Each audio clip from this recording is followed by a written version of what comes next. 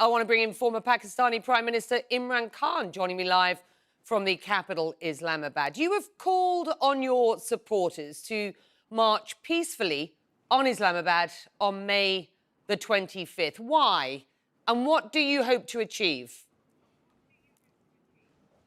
Well, Becky, like any political party, when you feel there is a huge injustice done in a society, then you protest, do peaceful protest.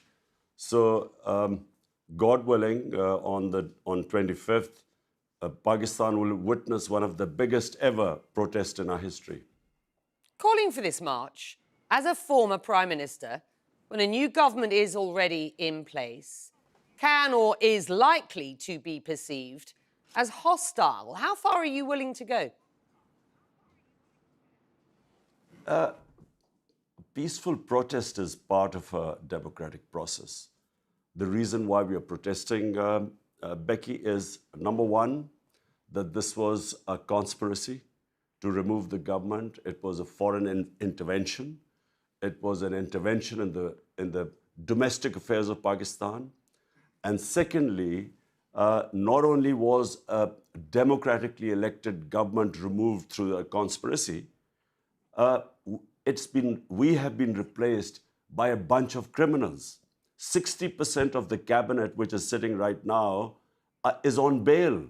The Prime Minister was about to be sentenced in a corruption cases of billions of rupees, and his son, one has become the Prime Minister, the other one has become a Chief Minister. So what bigger injustice in a society than this? Let me deal with a couple of things that you have just alleged there. Let's start with the following. Pakistan's information minister has said in response to your call for a march, quote, Imran Khan can scream, whine and cry as much as he wants, but the next general election will be announced by the government in collaboration and consensus with all allies, and that your announcement, quote, is a direct effort to sabotage Pakistan's negotiations with the International Monetary Fund, the IMF, and we know how difficult the economy is at present. Your response? Well, Becky, let me just put certain facts on the table. Number one, in the last 2 years, in our last 2 years, we lasted 3.5 years. First year, we inherited a bankrupt economy, and you can easily Google that it was the biggest current account deficit in our history. Second year, we were hit by the coronavirus like the rest of the world. In these circumstances, Pakistan posted in our third year 5.6% growth rate. In this fourth year, it's 6% growth rate, which is one of the highest in our history. So to say that the economy had anything, which is what they're blaming us, we left one of the fastest growing economy in Pakistan's history. All sectors were growing, the industry, the agriculture, IT. So since this government has come in, the confidence has gone because there are a bunch of criminals. And of course, the currency is falling rapidly. Stock exchange has gone. And they rushed to the IMF. Right. Now, we have nothing to do with this. It's the conspiracy that got us here. Right. Let's be quite clear here, with respect. Despite the economic growth that you have just laid out, the economy is still in crisis. Are you intending to run again as Prime Minister in the next elections? Are you confident if you do so, you will win? And how will you solve Pakistan's economic crisis? Becky, the Pakistan's economic crisis didn't happen overnight.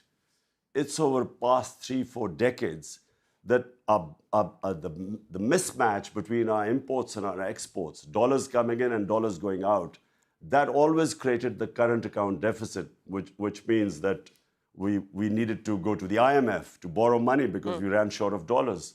Now, when my government came in 2018, you can check, in our history, it was the biggest current account deficit.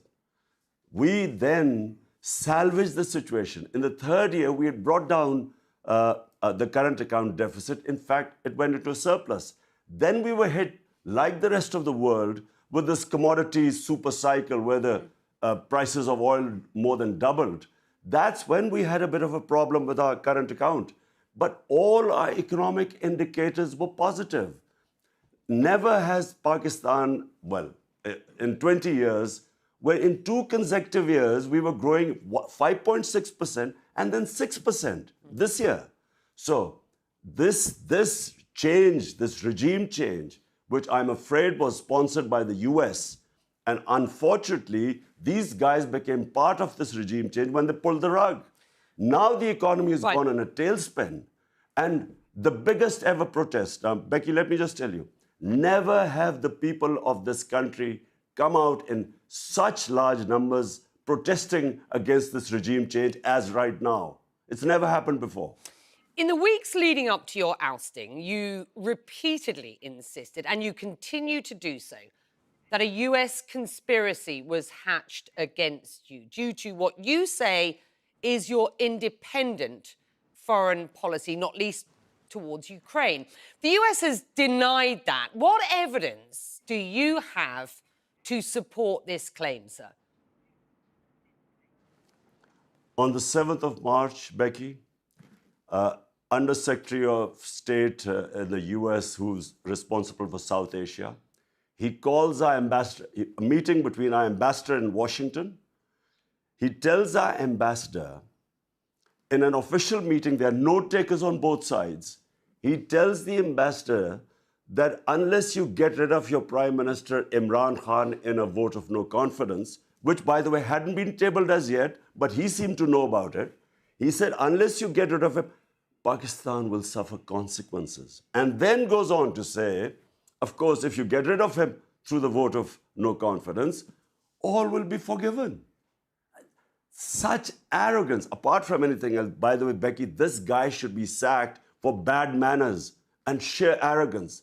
Imagine telling a country, an ambassador of a country of 220 million people that you get rid of your prime minister. So this is where it started. The next day, this vote of no confidence is tabled in our parliament. And then follows... Why have you never made this public before? You are being very specific about what you allege was said. Well, Becky, I put it in front of our cabinet. The cipher was read out in the cabinet. There are minutes of the cabinet. Then I presented it in our National Security Council, where all the service chiefs were present. Why did I present them? Because this was a blatant intervention in the internal affairs of Pakistan, a regime change. As Prime Minister at the time, did you get in touch with the US President, with the US Secretary of State? What happened? The National Security Council decided to give a démarche, protested to the US in Pakistan and in Washington. We issued it. This is all minuted. Then we presented it to the Parliament Committee, then the Speaker of Parliament, then the President of Pakistan, who has this cipher, he sent it to the Chief Justice of Pakistan that there should be an inquiry held in this blatant interference in the internal affairs of Pakistan. Pakistan's new foreign minister says the United States and his country are entering a new engagement after what has been years of strained relations. And you and I have talked about those strained relations under your premiership. Do you believe, for the sake of Pakistan, that it is better to have a good relationship with the United States? Becky, I had perfectly good relationship with the Trump administration. It's only when the Biden administration came and it coincided with what was happening in Afghanistan. And for some reason, which I still don't know, they never got in touch with me. There was no US ambassador to Pakistan. I have no idea. But look, my point is very simple. 220 million people of Pakistan elected me. my first responsibility is to the people of Pakistan. My responsibility is for the well-being. We have 50 million people living below the poverty line. So when Russia offers us 30% discount on oil and 30% discount on wheat imports, India does the same. India is part of the Quad, part of the strategic alliance with the US. India imports oil from the US, but for some reason, this was taken against me, as if I was being anti-US or anti-American. I'm not. I have never been anti-American. I have never been anti any country. I have always believed that if I was elected by my people, their interests are paramount. I mean, if we have 50 million people below the poverty line, should I not be worrying in times of international inflation? Should I not be worrying about them? That doesn't make me anti-US. On Ukraine and on Russia, you were in Russia meeting President Putin the day he announced the war in Ukraine. The optics didn't and don't look good, do they? They didn't, Becky, but let me explain to you, this visit was planned a long time back, and all the stakeholders in Pakistan were on board. The military wanted hardware from the Russians. We wanted oil. There was a gas pipeline which was being negotiated for the past 6 years before my government came in. So this trip was planned a long time before. How would I know that the day I land in Moscow, President Putin decides to go into Ukraine? I wasn't supposed to know that. Do you regret that trip now? I would regret if we had known about the invasion and then I had gone in, I guess I would have regretted it, because I do not believe in military solutions.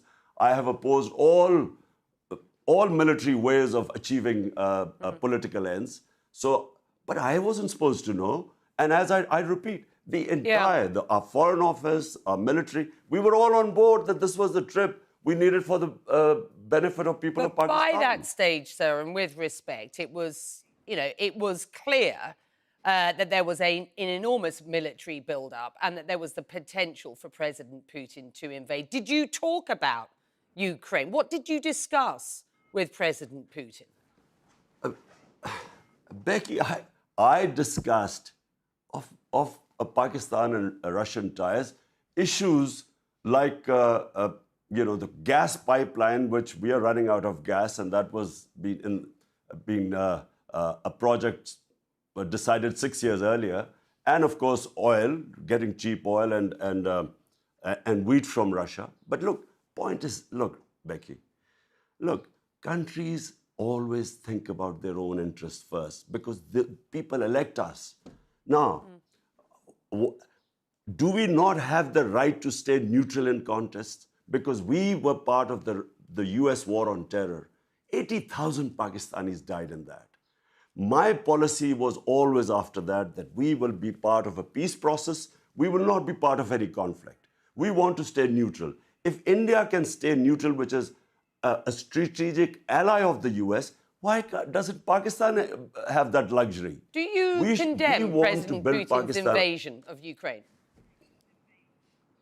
I repeat, I do not believe in military solutions. Even when I was there, after I came out of the meeting, I gave a statement. The official statement was, we do not believe in military solutions. So I've been again, like the military solution for 20 years in Afghanistan.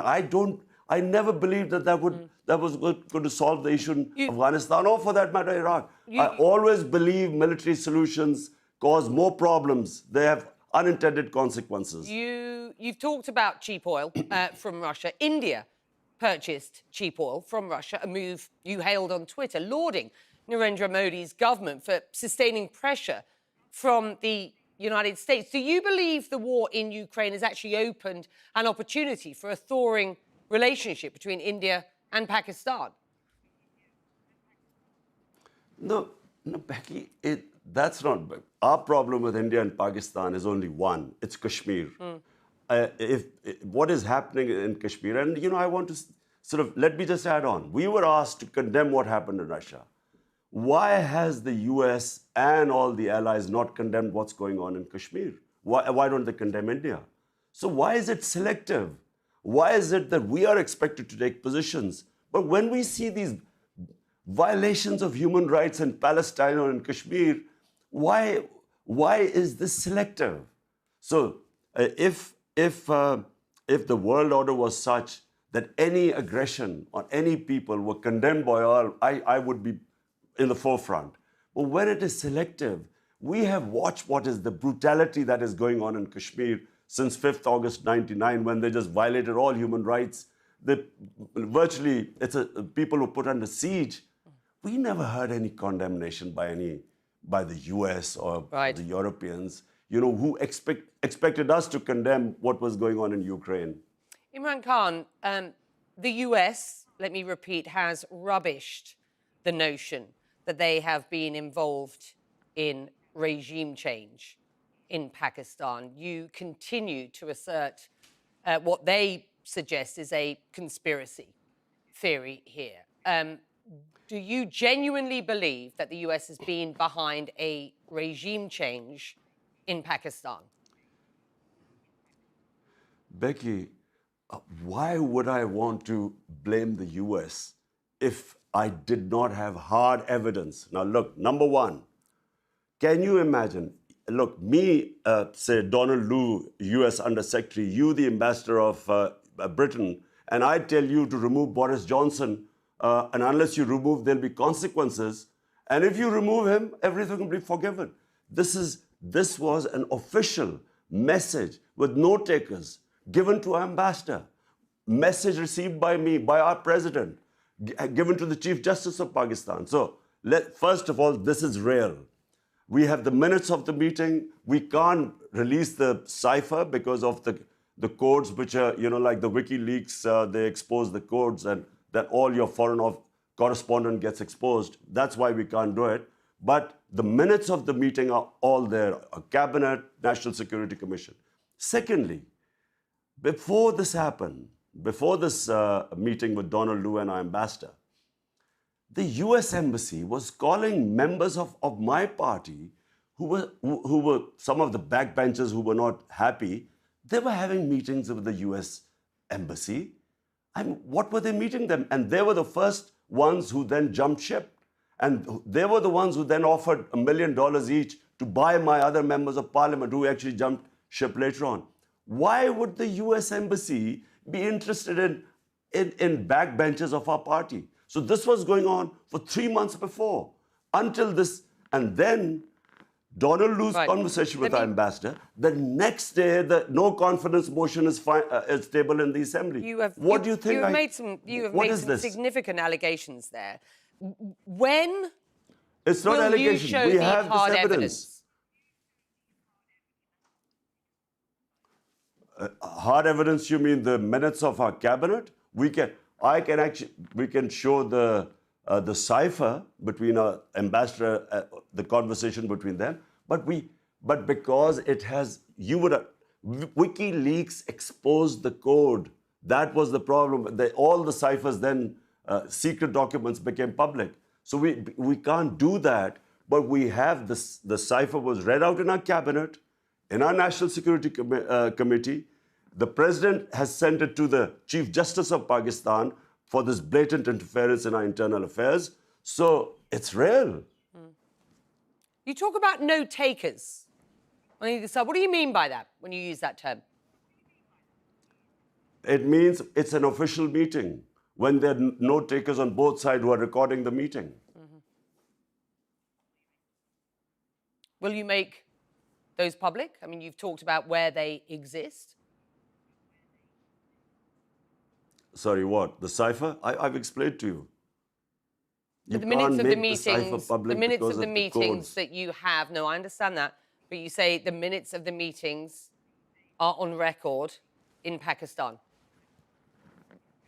Yes, the cabinet meeting, the National Security Committee meeting, they are public.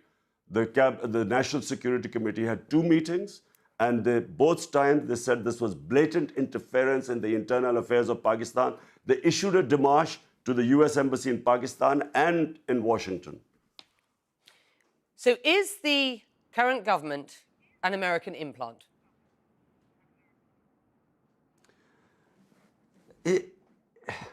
It's with their blessings.